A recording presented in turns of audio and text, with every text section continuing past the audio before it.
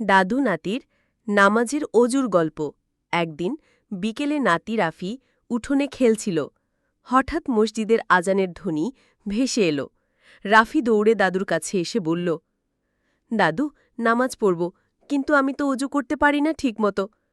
দাদু মিষ্টি হেসে বললেন, কোনো সমস্যা নেই রাফি, আজ আমি তোমাকে অজু শেখাব। দাদু নাতিকে নিয়ে কলের কাছে গেলেন।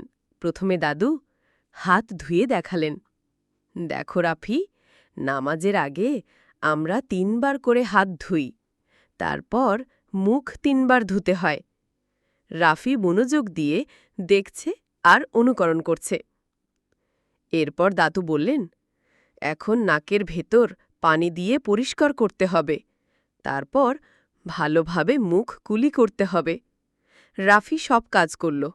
দাদু আবার শেখালেন, এখন ডান হাত থেকে শুরু করে কোনোই পর্যন্ত ধুতে হবে, আগে ডান, তারপর বাম।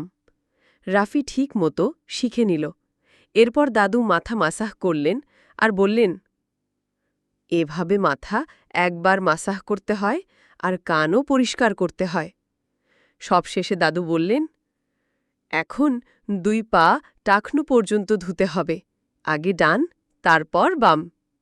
রাফি সবকিছু সুন্দরভাবে করল। অজু শেষে দাদু খুশি হয়ে বললেন, বাহ, আজ তুমি একদম ঠিকভাবে অজু শিখে গেলে। এখন তোমার নামাজ আল্লাহ আরও বেশি কবুল করবেন ইনশাআল্লাহ। রাফির মুখে হাসি ফুটল।